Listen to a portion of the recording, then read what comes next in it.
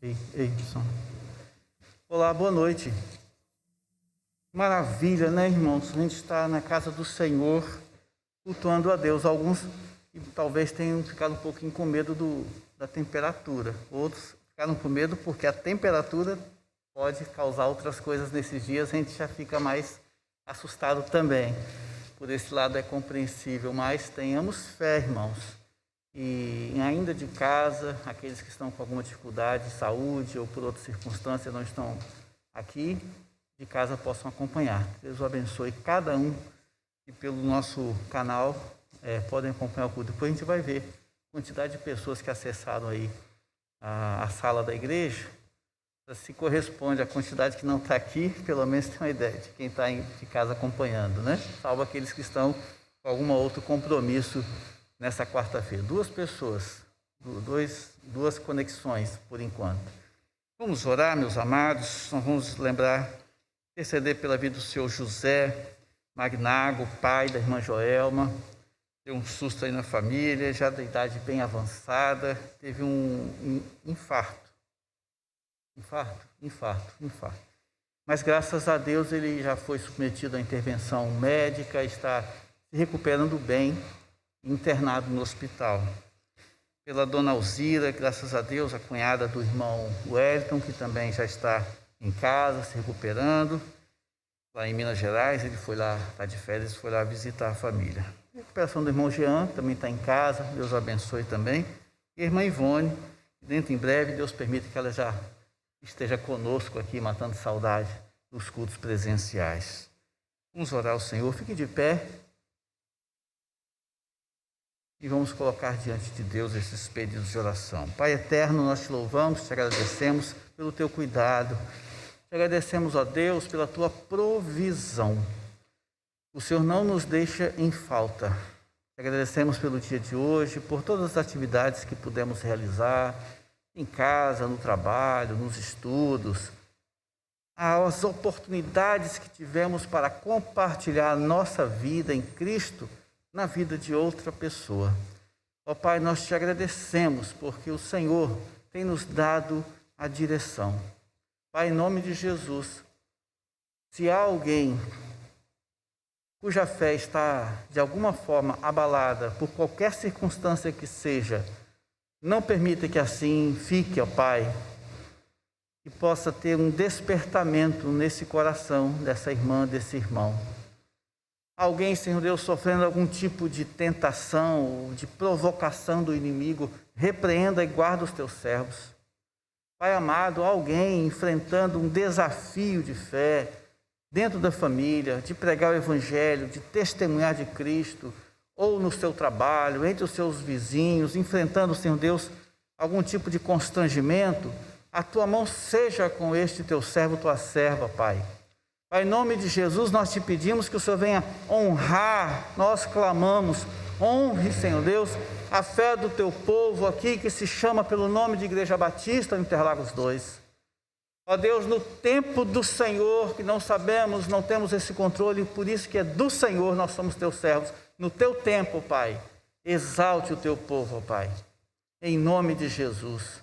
Mostra, Senhor Deus, para esta comunidade, todo o nosso bairro, o potencial que a tua igreja tem aqui, e mais do que o potencial, a realização da tua vontade na vida do teu povo como Igreja Batista Interlagos 2. Toma a vida de cada um que está aqui presente, cada irmão, cada irmã. Toma a vida da liderança desta igreja, Senhor Deus, que haja um despertamento também desse senso de compromisso a cada dia conosco. Toma, Senhor Deus, a minha vida nas tuas mãos, como preciso do Senhor, da tua orientação, Senhor Deus, da tua capacitação. Ó Deus, nós te louvamos, porque o Senhor nos tem dado a misericórdia e a tua graça, pois estamos aqui pela tua graça, Senhor. Abençoe aqueles que estão de férias, viajando, o irmão Wellington, abençoe o irmão Marcelo, o irmão Giovanni, o casal. Abençoa, Senhor Deus, a dona Alzira, que está se recuperando, a cunhada do Wellington. Abençoe o Jean, a irmã Ivone, Senhor. Toma a vida do seu José, pai da irmã Joelma, nas tuas mãos, ó Deus. Que ele tenha um encontro pessoal com Jesus. Sua idade está avançada, Pai querido. Certamente sua filha, seu neto, seus familiares crentes, sabem que precisam falar de Jesus. Eles tenham a ousadia no teu poder, na autoridade do teu Espírito Santo, desta coragem, essa capacitação, para falar diretamente o que ele precisa ouvir da vida eterna, da salvação em Cristo, ó Deus. Receba este culto aqui que estamos prestando a Ti. Ainda te agradecemos pelo domingo que tivemos, celebração da ceia do Senhor, um momento especial na Tua presença, comunhão do Teu povo. Te agradecemos, ó Deus, pelo culto de abertura de missões no domingo à noite, pela vida do pastor Adilson, irmão Aldaci. Ó Pai, abençoa, Senhor Deus, aquele ministério ali, há anos pelejando com aquelas tribos indígenas, Senhor. Teu servo abriu seu coração conosco, em alguns momentos sentindo-se entristecido, ó Pai, do resultado nesse momento, como está a situação do ministério lá, das tribos sendo divididas em outras tribos, mas que o Senhor sustente o teu servo e dê renovo de alegria, em nome de Jesus. Amém. Pode sentar, irmãos. Abra a palavra do Senhor no texto bíblico de Mateus, versículo 28, capítulo 28, versículo 19, tão conhecido nosso, mas que não é por ser tão conhecido que deve ser menosprezado ou tido como menos importante na palavra do Senhor. Mateus 28. E aí nós vamos nos deparar com o verso 16 a 20, mas em particular esse verso 19. Diz então: os 11 discípulos partiram para a Galiléia, para o monte que Jesus lhes tinha designado. Quando o viram, o adoraram, mas alguns duvidaram. Chegando-se Jesus, falou-lhes, dizendo: é-me dado todo o poder no céu e na terra. Portanto, ide, fazei discípulos de todas as nações, todos os povos, batizando-os em nome do Pai, e do Filho, e do Espírito Santo, ensinando-os a guardar todas as coisas que eu vos tenho mandado, e certamente estou convosco todos os dias, até a consumação dos séculos. Eu não sei os irmãos, mas eu preciso lembrar desse texto constantemente na minha vida como crente em Jesus, saber e relembrar e reforçar na mente esta condição de depender de Deus. Estou contigo todos os dias. Eu não sei os irmãos, mas eu preciso relembrar sempre, constantemente, que o Senhor é quem designou: vá, faça discípulos, não escolha aqui ou ali, mas de todos os povos. E aí, levá-los a um comprometimento com o Evangelho, batizando-os em nome do Pai, do Filho e do Espírito Santo. Ou seja, não é só falar por falar, mas o vida na vida é levar a pessoa a ter um compromisso com Jesus. E isso dá trabalho, evangelizar ao ponto de se comprometer com a outra pessoa a que ela conheça Jesus. Mas é prazeroso quando vemos alguém que evangelizamos rendendo-se aos pés da cruz. Vamos recitar o nosso tema, a nossa divisa de missões estaduais. De pé mais um instante, me perdoe, irmãos. Vamos juntos numa só voz. Discipulado, vida na vida. É isso mesmo, irmão, que você crê? Amém? Vamos aprender cada vez mais durante toda a nossa vida, não só na campanha, o que é ser discípulo de Cristo e fazer outros discípulos. Vamos juntos na divisa? Sede meus imitadores, como também eu de Cristo. 1 Coríntios 11, 1. Muito bem. Vamos ver só as vozes femininas, que são as vozes mais bonitas da igreja. Vamos lá. Sede meus imitadores, como também eu. Muito bem. Eu acabei me enganando. As vozes mais bonitas da igreja são das crianças. Eu queria ouvir as crianças falando, então. Chegou agora mais uma para fazer o coro, um trio de crianças. Vamos lá? Só as crianças do nosso divisa, vamos lá? As três? Sede.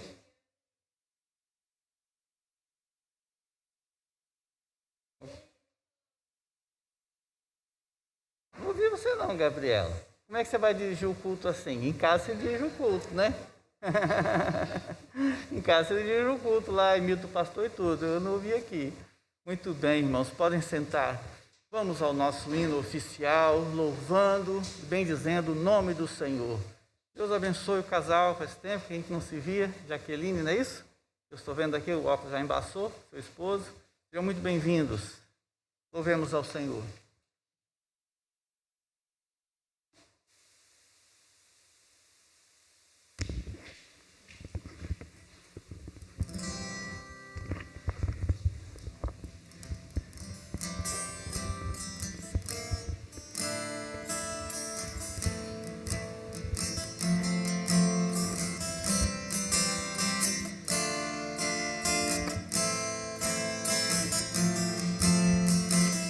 O que de graça recebi, com muito amor partilharei. Aquilo que eu aprendi, a meu irmão ensinarei. A quem tem fome dou pão e água, quem quer beber, eu cumprirei minha missão, levando vida ao viver. Eu sei quem Ele quer testemunhar. Onde eu estiver, eu preciso ser a luz, uma mostra de Jesus. Discípulo eu sou, eu vou além. Vida na vida de alguém, eu preciso ser a luz, uma mostra de Jesus. Discípulo eu sou, eu vou além. Vida na vida de alguém. O que de graça recebi, com muito amor partilharei. Aquilo que eu aprendi, a meu irmão ensinarei. A quem tem fome dou pão e água, quem quer beber, eu cumprirei minha missão, levando vida ao viver. E sei quem Ele quer testemunhar. Onde eu estiver, eu preciso ser a luz, uma mostra de Jesus. Discípulo eu sou, eu vou além. Vida na vida de alguém, eu preciso ser a luz, uma mostra de Jesus. Discípulo eu sou, eu vou além. Vida na vida de alguém. O meu chamado, meu chamado, meu chamado é. O meu chamado, meu chamado, meu chamado. Eu preciso ser a luz, uma mostra de Jesus. Discípulo eu sou, eu vou além. Vida na vida de alguém, eu preciso ser a luz, uma mostra de Jesus. Discípulo eu sou, eu vou além. Vida na vida de alguém.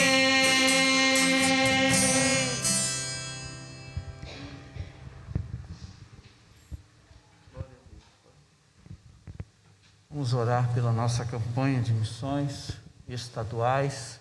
Os nossos missionários estão estrategicamente estabelecidos dentro do nosso estado do Espírito Santo. Plantação de igreja. O que é plantação? Uma vez aqui na congregação, uma jovem falou: pastor, está errado não essa palavra, plantação, não seria implantação? Aí eu disse: não, é plantação mesmo, porque implantar é uma coisa que você tem, que é seu, e você então vai propor implantar esse negócio, esse projeto, essa ideia que é sua e compartilha com alguém. Então, você está montando alguma coisa. A plantação de igreja é a concepção bíblica exatamente de você plantar o evangelho naquele lugar, no coração das pessoas. Plantar uma igreja, fazer florescer, nascer uma igreja naquela comunidade, naquele bairro, naquela cidade. E aí, nós entendemos assim. Então, nós temos missionários plantando igrejas e revitalizando igrejas. Nós vimos aqui na semana de oração algumas igrejas que passaram por situações de divisão doutrinária, ou seja, alguns irmãos trouxeram doutrinas estranhas, diferentes das nossas, e aí alguns irmãos acharam que eram aquelas doutrinas que deviam abraçar e saíram da igreja. E aí ficou um pequeno grupo fiel à identidade batista. E aí não tinha condições de ter pastor, manter o pastor, sustentar o pastor, onde a convenção, através do projeto de evangelismo e missões, o MEVAN, então entra em parceria com algumas igrejas e então assim mantém aquele missionário para ele retomar a igreja, revitalizar a igreja, reestruturar a igreja. Tem igrejas que às vezes deixam partes administrativas, documentos de cartório, documentos de banco, atas que são importantíssimas para cumprimento de obrigações tributárias, né? Nádia está ali, é contadora, sabe disso. Tem obrigações que a igreja tem, como o CNPJ, e às vezes vai passando 2, 3, 4 anos, quando vai ver tem multas, tem um monte de coisa para ajustar. Então, são várias coisas assim que esses pastores estão preparados para essa reestruturação, até que a igreja possa voltar a ser uma igreja autossustentável, autopropagadora e auto-administrativa. São muitos desafios. E os projetos, que vamos ver mais à frente durante a campanha, sobre os nossos projetos missionários distribuídos aqui no estado do Espírito Santo. Os desafios são grandes. Vamos orar por estas ações missionárias pelo estado do Espírito Santo e não deixemos de orar também pela saúde da irmã Seni, está em casa acompanhando o culto, está com, o que mesmo que ela está? Infecção gripada, uma sinusite, acho que é. Uma crise de sinusite crônica, mas já está tomando remédio, se tratando. Logo, logo vai acabar, irmã Seni. Deus abençoe a sua saúde. Vamos orar mais um instante? Feche os seus olhos. Eu quero pedir então que a irmã Nilzete ficasse de pé e fizesse essa oração. Missões estaduais, toda a nossa obra missionária batista, pela nossa campanha, pela saúde da irmã Seni. Senhor, nosso Deus, nosso Pai que está nos céus, nós te agradecemos, ó Deus, pelo privilégio de estar na tua casa, ó Pai, pelo privilégio de ser missionário, Pai. Nós pedimos, ó Deus, por todos os missionários do nosso estado, ó Deus, que o Senhor venha, Senhor, fortalecer a cada um, para que eles possam pregar o Evangelho, aonde nós não pudermos ir, ó Deus, que as nossas orações, que a nossa oferta vá, ó Pai, para que eles sejam, ó Pai, fortalecidos na fé, ó Pai. Guarda a nossa igreja, ó Pai, de todo mal, ó Pai, que nós venhamos, ó Deus, a ser firmes na fé, para falar do Teu Evangelho aqui no nosso bairro, na nossa cidade, ó Pai. Nós te agradecemos por tudo, ó Pai. Esta é a oração que fazemos no nome santo de Jesus. Amém. Amém, Senhor. Vamos louvar o Senhor com os cânticos congregacionais. Mais uma vez de pé, convido os irmãos a se colocarem. Vamos adorar a Jesus. Na sua presença nós nos encontramos sempre, desde o dia que o Senhor nos tirou das trevas para a sua maravilhosa luz. Importa que a nossa vida seja de adorar e engrandecer o seu nome. Adore a Jesus.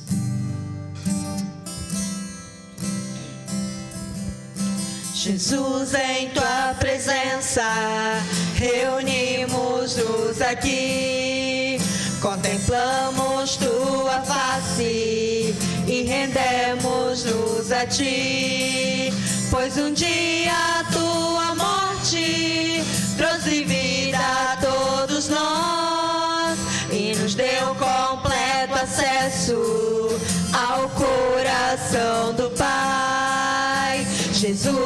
em tua presença, reunimos-nos aqui, contemplamos tua face e rendemos-nos a ti, pois um dia a tua morte trouxe vida a todos nós e nos deu completo acesso ao coração do Pai. O véu que separava já não separa mais. A luz que outrora apagada agora brilha e cada dia brilha mais.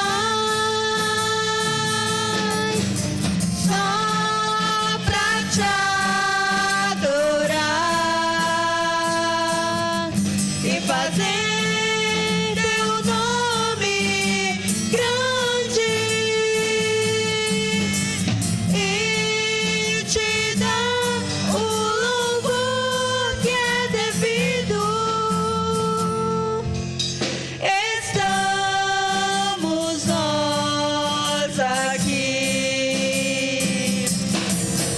só pra te adorar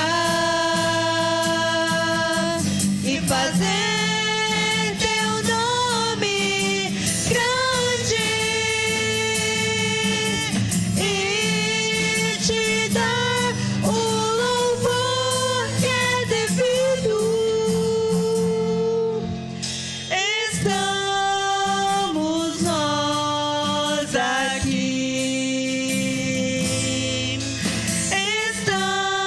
Estamos nós aqui. E a palavra diz que a morte de Jesus nos trouxe vida e uma vida em abundante alegria. Amém? Das trevas ele nos tirou, porque essa luz foi nos buscar lá nas trevas, lá no pecado, né, onde nos tinha a cegueira do pecado constantemente. Essa luz que é Jesus, ele morreu a nossa morte e nos deu vida e vida em abundância. Hoje nós podemos cantar, agradecer, festejar pela alegria que é ter Jesus nas nossas vidas. Adore a ele. Podem vos assentar?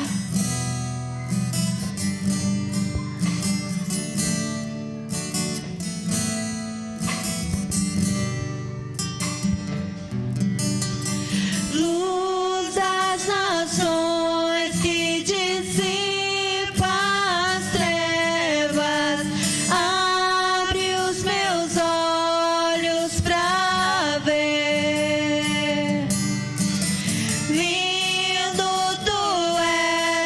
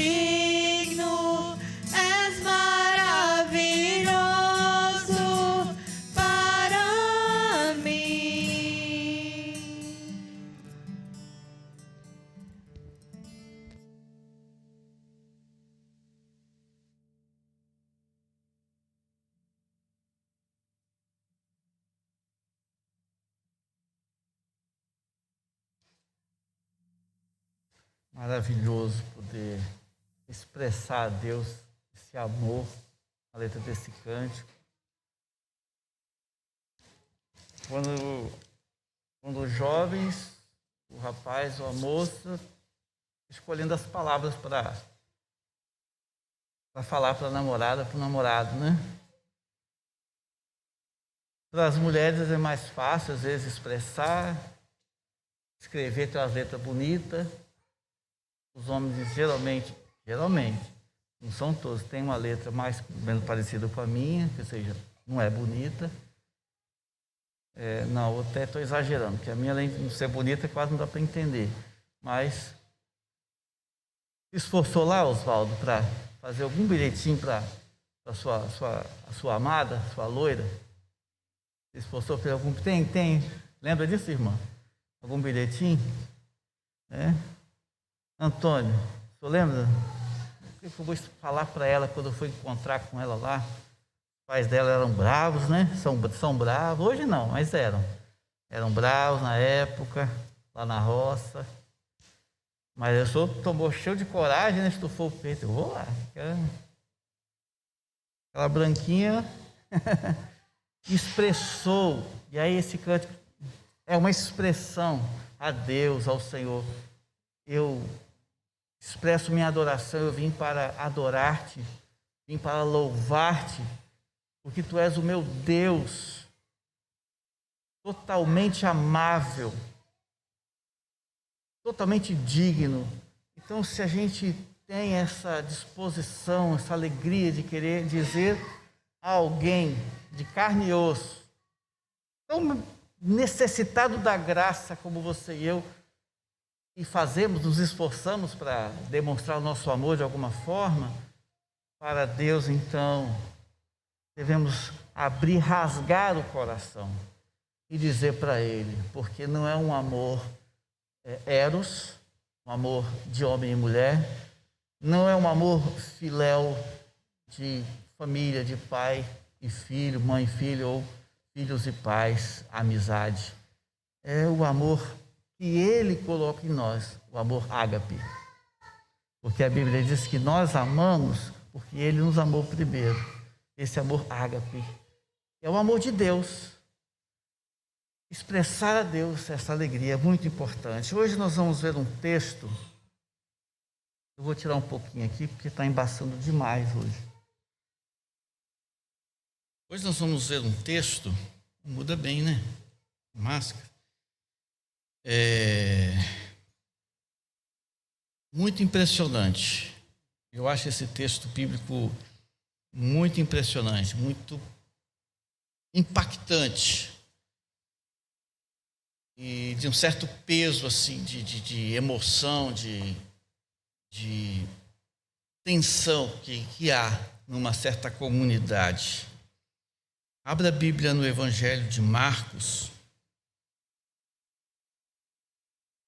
capítulo 5. Você de casa também, por favor, se tiver uma Bíblia em mãos ou alguma outra forma lá de acessar a Bíblia, Marcos, Evangelho de Marcos, capítulo 5.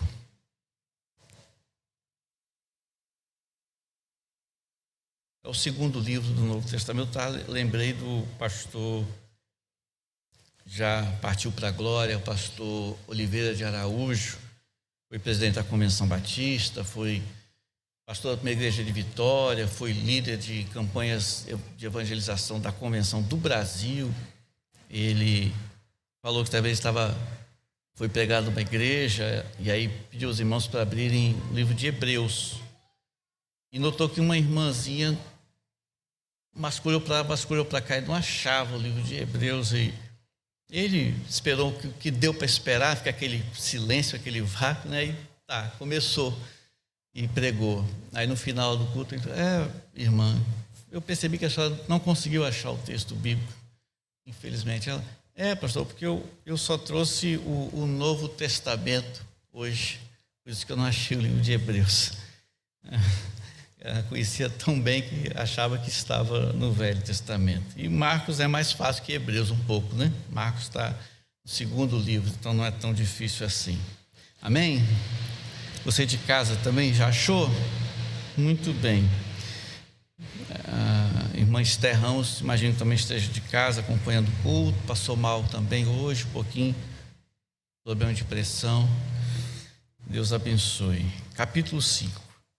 A versão que eu estou usando hoje, ela se refere a esta condição desse lugar chamado Gerasa. E diz assim: chegaram ao outro lado do mar, à província dos Gerasenos.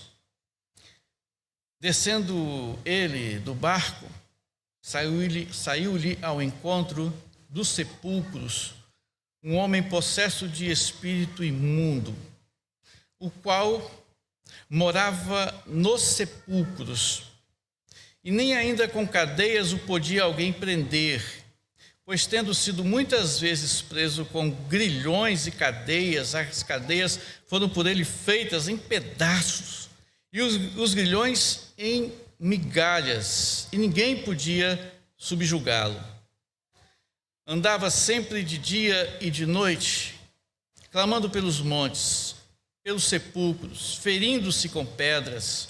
Quando ele viu a Jesus de longe, correu e adorou-o, clamando em alta voz: que tenho eu contigo, Jesus, Filho do Deus Altíssimo?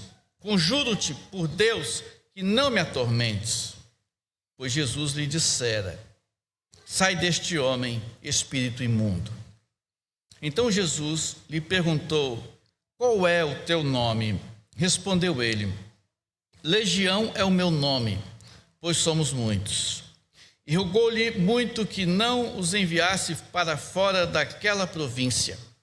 Ora, andava ali pastando pelo monte uma grande manada de porcos. Os espíritos imundos rogaram a Jesus: manda-nos para aqueles porcos, para que entremos neles. Jesus o permitiu.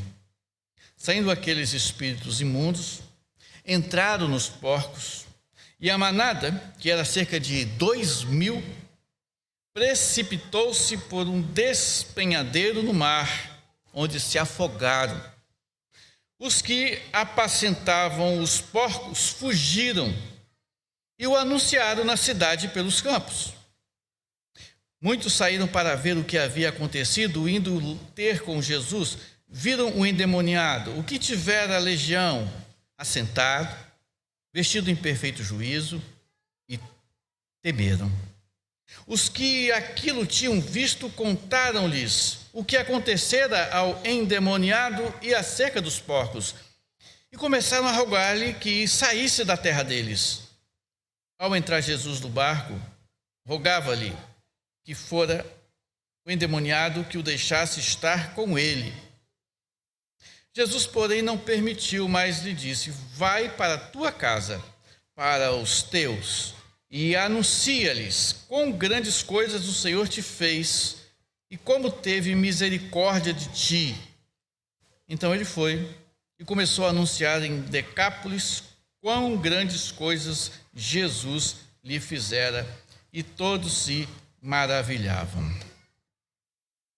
Primeira vez que eu tive contato com esse texto foi ouvindo uma pregação de um pastor que deu testemunho, se eu não me engano, aqui em Linhares mesmo, tenho quase certeza, da sua conversão. Ele era um pai de santo dentro de uma religião de matriz africana, e deu o seu testemunho de conversão ao cristianismo. E ele pregou nesse texto, ele falava como ele foi oprimido por demônios por longos anos e como Jesus o libertou. Foi impactante para mim ouvir aquele sermão. Eu não conseguia tirar os olhos dele, não tirava a atenção. Foi bem marcante. Esse texto, então, em que Jesus encontra-se com esse rapaz, e nessa experiência deste homem, algo extraordinário acontece. Você se lembra que no capítulo 4, na última sessão do capítulo, ele estava com os discípulos num barco, houve uma tempestade, ele acalma a tempestade, e aí depois eles chegam do outro lado do mar, que é onde começa o capítulo 5. Jesus foi lá naquela região de Gadara, dos gadarenos, dos gerasenos, dependendo da pronúncia, se é grego ou se é entre o aramaico, e aí dá uma diferença, e por isso que algumas versões trazem essa distinção. Existem muitas pessoas cativas por aí. O nosso tema, vida na vida de alguém. Eu, estudando a Bíblia nesse texto um tempo atrás, antes de começar a campanha, mas já sabendo qual era o nosso tema, eu fiquei me perguntando assim, irmão Mateus, vida na vida de alguém.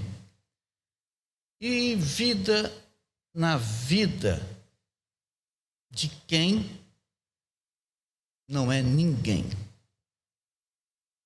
E eu pensei nesta frase: há muita gente que não se sente ninguém.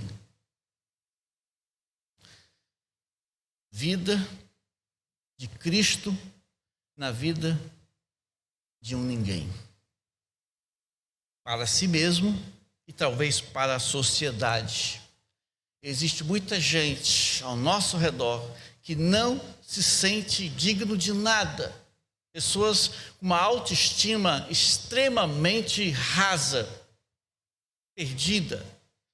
Pessoas com um amor próprio dilacerado. Pessoas que se sentem ninguém. Pessoas que não são vistas. Existem pessoas que não são contadas nas estatísticas. Tem uma estimativa, mas não são contadas. Há muita gente em situação de rua, até pouco tempo a gente falava muito morador de rua, aí as ciências sociológicas trabalharam essa ideia, morador de rua, rua não é casa, então não pode ser morador. Então, em situação de rua, de vulnerabilidade. Há muita gente sem documento no interior do Brasil. Crianças que nascem e não são contadas ainda.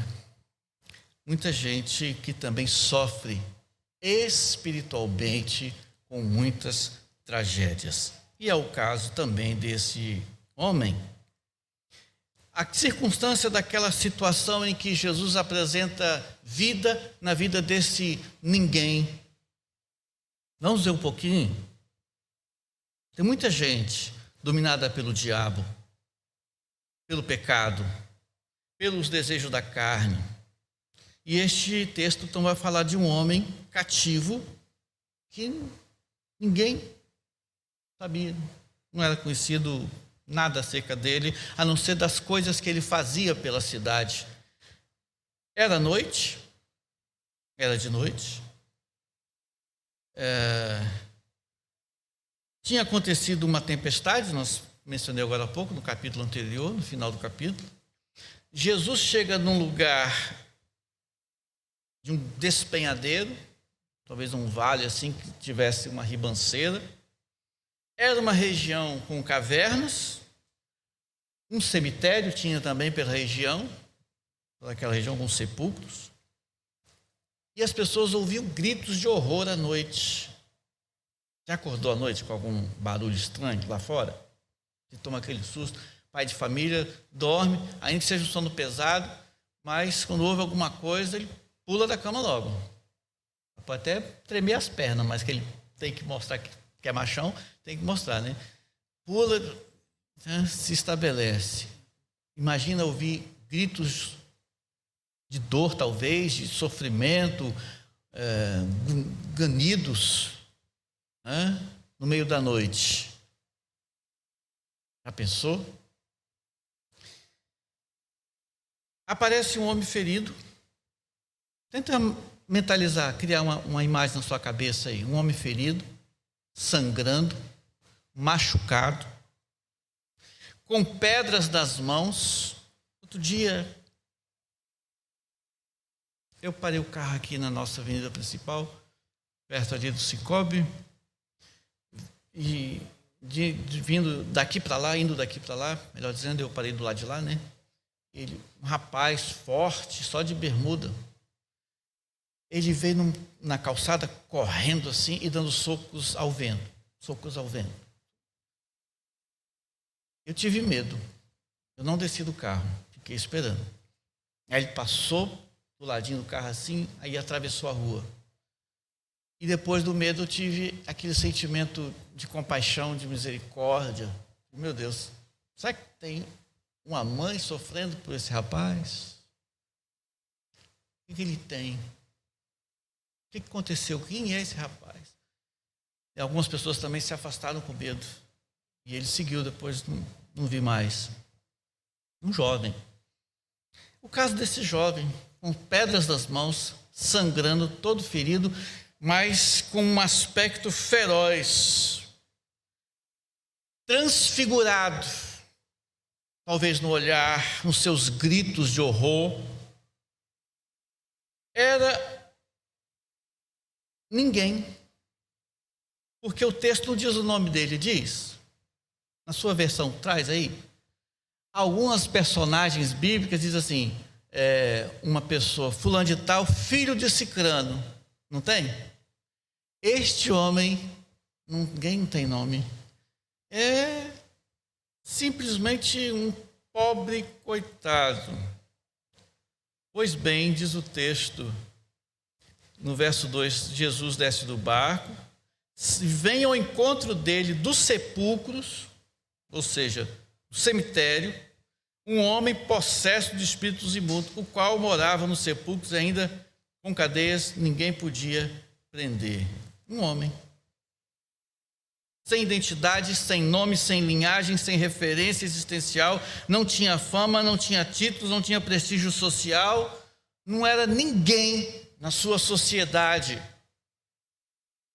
Mas era um ser humano, então ele teve pai, teve mãe. Ninguém sabe do pai, ninguém sabe da mãe. Estava sob o domínio absoluto dessas forças malignas, Satanás, diabo, possesso, diz o verso 2, o espírito imundo. Ou seja, não fazia sua própria vontade, ele era possesso, ou seja, era dominado pelos demônios. Então, ele não tinha domínio próprio da sua cognição, do seu entendimento, da sua vontade. Amados, discipular, vida na vida de alguém, considerando também pessoas que estão vivendo nessa situação de ser ninguém. Quer ver uma coisa? TikTok. Famoso, né? Hoje em dia. É gente sorrindo e feliz e contente. Status de redes sociais, das mais variadas, felizes, alegres e contentes. Mas muitas dessas pessoas não estão verdadeiramente felizes, estão dominadas pela tristeza, pela amargura, e não suportam a dor dessa tristeza a tal ponto que não conseguem buscar socorro. Elas criam uma imagem, bota um sorriso no rosto e mostra na câmera para todo mundo achar que ela está, eu vou falar uma gíria bem antiga, super bem, bacana, que ela está bacana. E você conhece algumas pessoas que eu tenho certeza que fazem isso e você sabe, poxa, que pena, sorri tanto na imagem, parece feliz. Eu tenho certeza que vocês aqui, você de casa, conhece algumas pessoas que só mostram uma aparência de felicidade, mas no fundo estão tristes, perdidas, confusas e não conseguem retomar a sua vida nas próprias mãos. Esse rapaz, pode não ser o caso de muitas pessoas que conhecemos, possessas, mas ele não tinha o controle da sua vida. Era controlado por demônios, dominado por um cabresto. Não tinha mais equilíbrio mental, não tinha mais pureza, porque os demônios o empurravam para que se sujasse, se lameasse, não tomava banho, sujo, então ninguém queria ficar perto, mal cheiroso. Imagina, todos cascas de machucado, sangrando e o sangue secando por cima da ferida e ele se ferindo mais, coisa terrível. Vivia pelos cemitérios, né? Nos sepulcros, não tinha gosto pela vida. Verso 3, o qual morava nos sepulcros e nem ainda com cadeias podia alguém prender. Vivia num contexto de morte. Olha bem o nosso tema, vida na vida de alguém. Aí eu vou desdobrar então. Tem gente que se sente um ninguém, precisa ser trabalhado ao ponto de pelo menos retomar esse senso, João, de ser alguém, de ser alguém. Amados, a ideia da graça salvadora do Senhor Jesus, que restitui ao homem essa condição de se identificar como sendo alguém. Esta graça do Senhor Jesus que traz vida aonde há morte. Este homem, então, respirava num contexto de morte. Não se deixava subjugar por força física, talvez com medo dele se machucar mais ou com medo dele machucar mais pessoas da cidade. Talvez tivessem empurrado ele para fora da cidade. E o texto diz, aí já não é talvez, o texto diz que tentavam amarrá-lo com grilhões, correntes, verso 4, cadeias, correntes. Então muita gente tentou prendê-lo, talvez para levar para um tratamento, alguma coisa, ninguém se posicionava, mas tentavam contê-lo. Na minha versão, não sei na sua, diz assim no verso 4, grilhões em migalhas, em pedaços. Não é uma hipérbole o texto bíblico, não é um exagero aqui de linguagem. É de fato o que acontecia, ele quebrava as correntes. Dizem que uma mãe, quando vê o seu filho em extremo perigo e precisa fazer um esforço físico, o corpo toma uma reação de adrenalina tão forte que ela é capaz de levantar uma coisa muito pesada para livrar seu filho. O corpo humano tem capacidades físicas em determinadas situações, em agudas situações, que a gente às vezes faz coisas que a gente pensa, nossa Deus, nem sei como é que eu fiz aquilo. Para fugir de uma situação assustadora, ameaçadora, a gente é capaz de pular um muro que a gente não pularia se estivesse tranquilamente. A gente é capaz de correr uma distância que não correria. Eu tive uma ovelha, uma senhora que ela tinha um problema nas vistas, nos olhos. As pálpebras dela viviam fechadas. Sim, fechadas. Ela não tinha problema de vista. As pálpebras viviam caídas. Fizemos vários acompanhamentos, tanto no aspecto psicológico, terapia, procurou médicos e tal. Ela começou a dar umas melhoradas, começou a abrir um olho, depois começou a abrir outro, mas depois teve recaídas e voltou a fechar as pálpebras. E uma dessas vezes que ela já mantinha essa situação, a filha dela passou por um problema, eu não me lembro agora qual foi, e estava fora de casa. E o marido não estava, ela não conseguia contato com o marido, não tinha facilidade da internet como tem hoje. E ela saiu de casa e foi ao socorro da filha, já era adulta a filha, não era criança. Foi ao socorro da filha para ajudar lá, que na hora que ela soube da notícia e ninguém podia fazer nada, que ela abriu a porta de casa e quando ela botou o pé para fora, as pálpebras dela se levantaram. E ela foi enxergando, andando a pé, apressadamente, até encontrar onde estava a filha e ajudar lá no socorro. Depois o marido chegou e tal. E depois ela deu esse testemunho. Ela falou, pastor, eu não entendi como que nesses anos, assim, para enxergar, ela levantava. E virou um hábito dela, levantar para enxergar, para ler a Bíblia. E naquele dia, algo no corpo dela teve uma reação forte, ela conseguiu abrir os olhos e foi. Esse rapaz estava possesso. As aptidões físicas dele tinham essa capacidade, ele transformava as correntes em migalhas.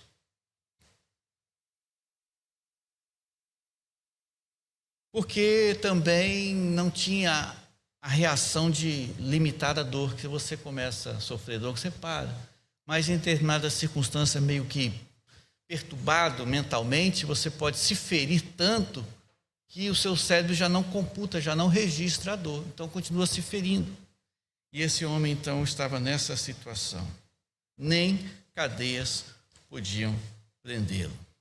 Ele não tinha descanso, andava sempre de noite e de dia, não tinha mais amor próprio, ferindo-se com pedras, enfim. E aí ele fala para Jesus, Legião é o meu nome, porque somos muitos.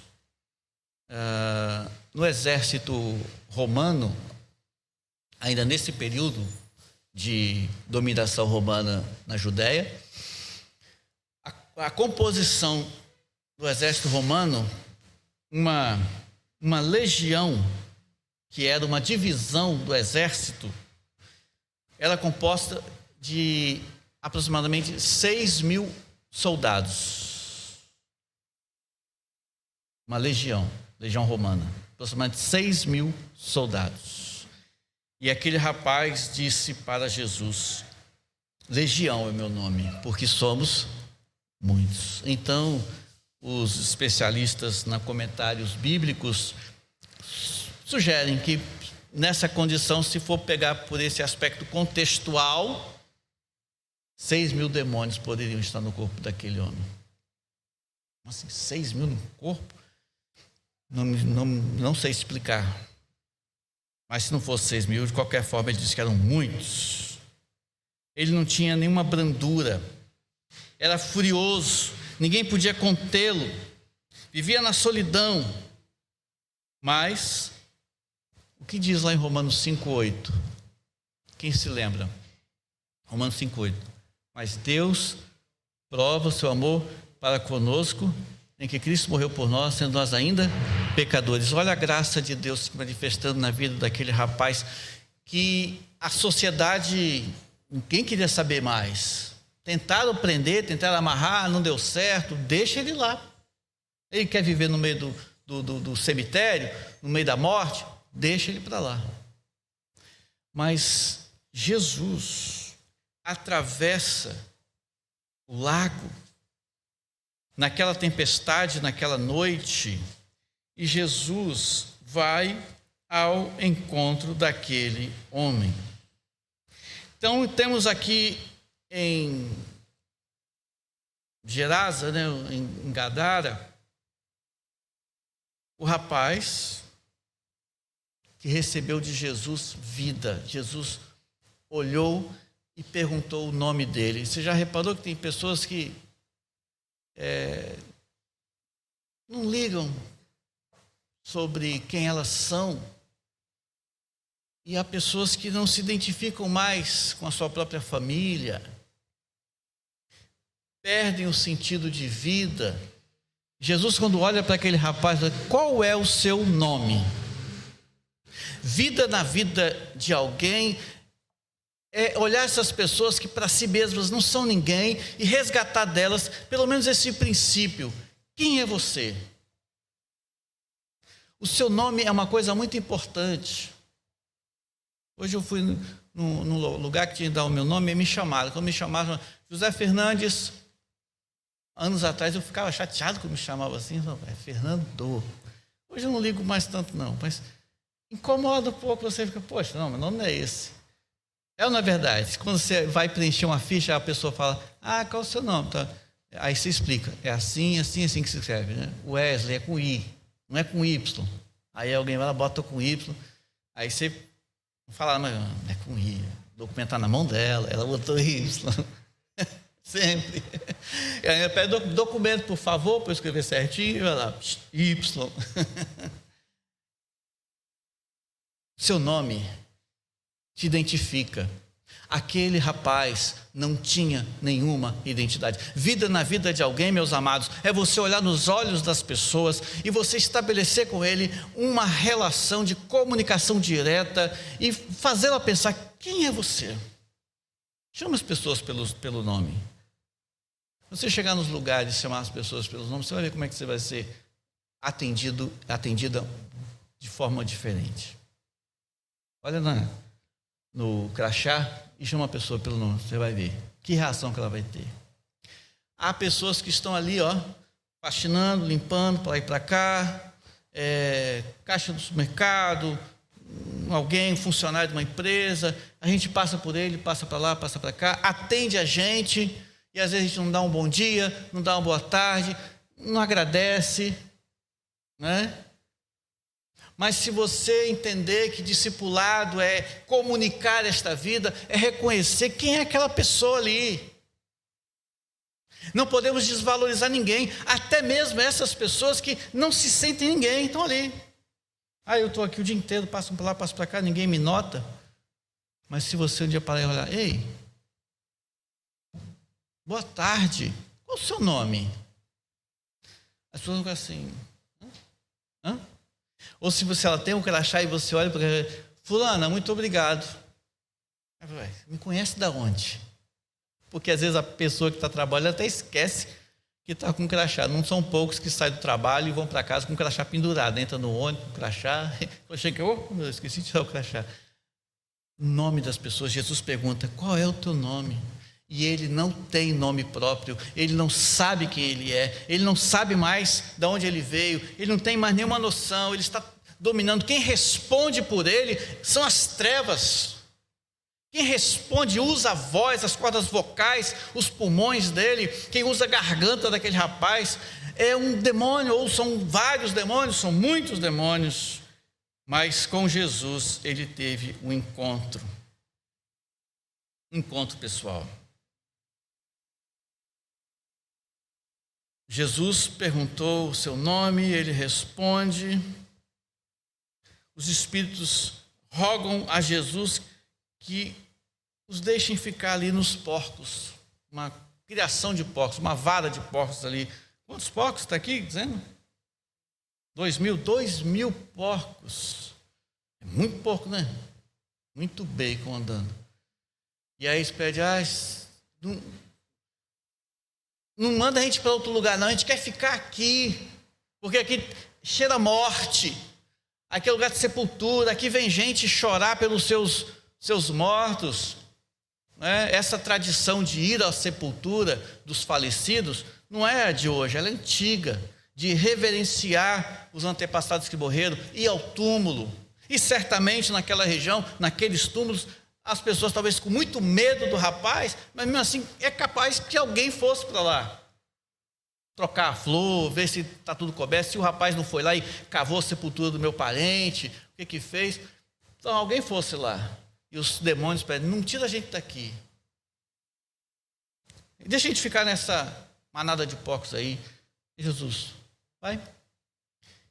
E eles saem do rapaz, salvo por Jesus. Olha só, saindo aquele verso 13, saindo daqueles espíritos imundos, entraram nos porcos, e a manada, que era cerca de 2.000, precipitou-se por um despenhadeiro no mar, onde se afogaram. Os porcos morreram. Para onde os demônios foram? Não me pergunte, eu não sei. Os que apacentavam os porcos fugiram, ou seja, então os porcos estavam lá e os donos estavam lá, né? Mas aí eles perderam a criação. Já pensou? Perderam a criação. Fugiram e foram na cidade e contaram o que aconteceu. E muitos saíram para ver o que havia acontecido, indo ter com Jesus. Verso 15. Viram ainda chamam de, né, Marcos ainda registra, o endemoniado, o que tivera a legião, agora como é que ele está?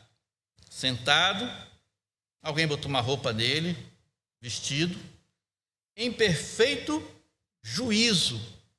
Agora ele sabe quem é, agora ele reconhece o que está acontecendo, aonde ele está. Certamente que as feridas do corpo não sararam ali. Jesus não fala que curou as feridas físicas dele, entende? Ele ainda tinha que tratar aquelas feridas, mas está lá, botaram uma roupa dele, talvez andasse com um maltrapilho, com rasgado, talvez nu, botaram a roupa nele, ele está sentado, talvez descansando um pouco. Vida na vida daqueles que são ninguém e que precisam se tornar alguém, para que encontrem descanso, para que possam parar um pouquinho, sentar, botar juízo na cabeça. Nós precisamos caminhar com as pessoas, até aquelas que a gente não gosta tanto. A gente precisa comunicar Jesus até para as pessoas que a gente não acha que merece. Porque, sinceramente, às vezes a gente acha que tem pessoas que não merecem ir para a igreja. Merece Jesus. No fundo, a gente não confessa isso, a gente não admite isso, mas na prática dá aquelas entendidas. A graça de Deus não escolhe, mas acolhe. A graça de Deus não escolhe, mas acolhe. Todos quantos estiverem precisando da sua misericórdia, da sua graça e prontos para receber. Dá trabalho, irmãos. Mas nós não podemos desistir de ninguém. Aquele rapaz, então, salvo, agora ele quer estar com Jesus. Ele quer estar com Jesus. Verso 15 aí. Sentado, as pessoas viram ele e tiveram medo. Verso 16, os que aquilo tinham visto contaram-lhe o que acontecera ao endemoniado e acerca dos porcos. E começaram a rogar a Jesus: sai daqui, vai embora. Ó. Que coisa, você não acha um pouco estranho? Eles estavam acostumados com aquele ninguém. Eu vou pedir licença aos meus xarás, aquele Zé Ninguém. Eles estavam acostumados com aquele que não tinha nome, que ninguém sabia. Estava lá. Mas eles, olha só, o povo manda Jesus embora, não perturbe a nossa comunidade, a nossa comida, os porcos aí, ó. 2.000 porcos, olha o prejuízo que Jesus deu para aquela gente. Eles devem ter pensado. Certamente os donos daqueles porcos, como assim, por causa desse rapaz aí, agora eu perdi meus porcos. Não perturbe os nossos bens, não perturbe a nossa religião. Jesus não desiste desses não crentes também. Antes de ir, ele enviou o ex-demoniado, não mais endemoniado, mas o enviou. Agora você vai e publica vida na vida de alguém. Ele foi como missionário. Olha a sequência do texto. Quando Jesus entra no barco, ele fala: vai embora. Jesus: tá bom. Ele entra no barco, verso 18. Rogava-lhe o que fora endemoniado que o deixasse estar com ele. E falou: Jesus, eu quero ir contigo. Agora ele está conversando com Jesus. Há pessoas que você quer falar de Jesus e elas nem querem te ouvir. Você já teve alguém assim? Eu queria compartilhar o evangelho com você. Quero não. Queria falar de Jesus. Vem falar esse negócio de religião comigo, não. Quero saber. Religião para mim é tudo igual, nada presta. Mas agora esse rapaz, ele está conversando com Jesus. Jesus pode, irmãos, quebrar corações duros, arrogantes, idólatras, intolerantes, ofensores da fé cristã. Olha para Paulo, o apóstolo, perseguidor da igreja, que arrastava as mulheres e crianças pelos cabelos, pelas ruas das cidades, botava em praça pública para chicoteá-los e batê-los porque perseguia os cristãos. Muitos crentes deviam odiar Paulo. Já pensou em alguma daquelas igrejas, irmã? Eu falei assim: olha, sabe quem se converteu? Aquele Saulo de Tarso. E alguém você está de brincadeira comigo. Não, é fake news. Não é. Saulo de Tarso. Mas como? Como que Jesus, aquele homem perseguiu um monte de irmãos nossos? Deve ter gente morrido por causa dele? E agora ele vai ser um líder nosso? Olha a graça de Deus. Olha a graça de Deus. Jesus não desiste. Você não deve desistir. Jesus prova o seu amor. Os gadarenos amavam mais os porcos e rejeitaram a Jesus. Preferiram os porcos do que Jesus. As pessoas podem não preferir o que você tem a dizer para elas acerca de Jesus, sabia? Elas podem preferir os porcos também. Você não deve tomar isso como uma afronta, levar para o lado pessoal. Vida na vida de alguém é mesmo quando esse alguém não quer saber desta vida, você comunica e deixa Deus agir, segue sua vida também. Não confronta, não briga, não fica com raiva. Você pode ficar com raiva na hora ali porque você se sentiu ofendido, mas entrega para Deus essa raiva e segue em frente. Aquele rapaz ouve de Jesus, volta para os seus parentes, não é isso que está aí? A sua família? Bom, peraí, agora ele sabe que quem ele é, ele já não é mais um Zé Ninguém, ele é alguém. Ele provavelmente agora já sabia quem ele era com o seu nome, e ele agora sabe que tem família. E que família é essa? E aonde está essa família? E ele vai. Ele queria ir com Jesus. Diz, não, você não vai comigo não. Você vai para a sua família. E ele obedece a Jesus. E ele vai para a família. Ele vai procurar essa família. Sabe lá Deus onde é que estava essa família. Mas ele vai. Você já parando para pensar o que a Bíblia não fala? Como será que foi o encontro desse rapaz com a sua família? Já parou para pensar? Como será que foi? Dá para a gente só imaginar, mas você imagina aí então, a surpresa de receber aquele rapaz com um semblante já refeito, conversando. Oi, eu sou seu filho, ou eu sou seu sobrinho, eu sou seu neto, eu sou seu irmão. E ele ser recebido, então, agora a vida transformada porque alguém, e não alguém qualquer, Jesus, mostra para os seus discípulos que esta vida precisa ser comunicada a tantos outros que precisam. Existem muitos ninguéms que precisam se tornar alguém. E assim você comunica vida na vida de alguém que muitas vezes nem se entende como tal. Que Deus nos abençoe para levar libertação, dissipar as trevas. Você sabe que escuridão, segundo a física, não existe. O que existe é a ausência da luz. Olha que bacana.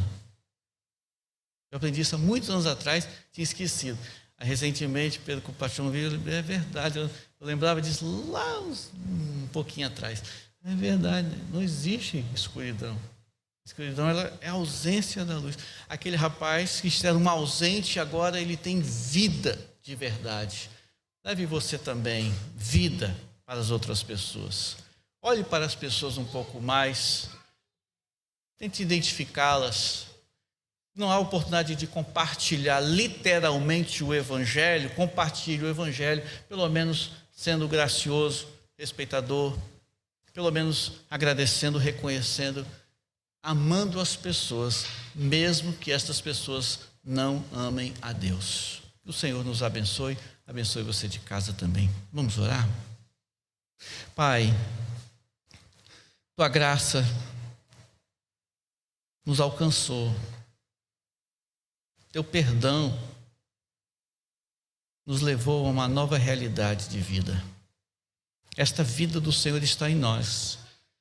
E como cantamos no nosso hino, Senhor, que sejamos uma amostra de Jesus, discípulo do Mestre, comunicando vida na vida de alguém para transformar realidades. Há muitos que não sabem para onde vão, não têm para onde ir, estão perdidos, confusos. Há muitos que não estão possessos como aquele rapaz, é verdade, mas como ele estão sem noção de vida, sem planos, sem expectativa.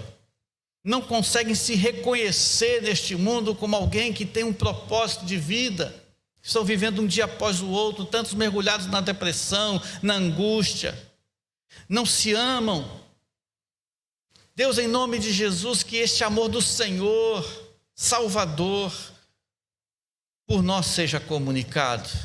Possamos viver vida na vida de alguém.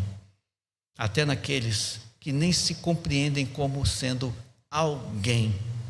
Há muita gente que diz: eu não mereço, Deus não vai fazer isso por mim. Pai, quantas vezes a gente ouve das pessoas: será que Deus vai me ouvir? Será que Deus vai fazer isso por mim? Deus me odeia. Isso está acontecendo porque Deus está me castigando, me punindo. Quantas pessoas veem esse lado bruto do amor, duro do amor, da lei, não conhecem ainda a graça do amor do Senhor. Que sejamos vida na vida de alguém, em nome de Jesus. Amém. Deus nos abençoe, irmãos. Assim, vamos para casa. Deus abençoe a irmã Gerlinda, irmã Esther Ramos, irmã Eva, irmã Zumira, que também estão com uma dificuldade na saúde. Deus dê saúde para vocês, boa recuperação em nome de Jesus. Coração silenciosa, e assim estamos despedidos do culto nesta noite. Temos algum aviso que precisa ser comunicado? Sim, dia 17, programação dos jovens, o paintball. Mais alguma? Acho que tem cantina vindo por aí, não tem? É sábado? Cantina é arroz doce? Arroz doce. Em paz.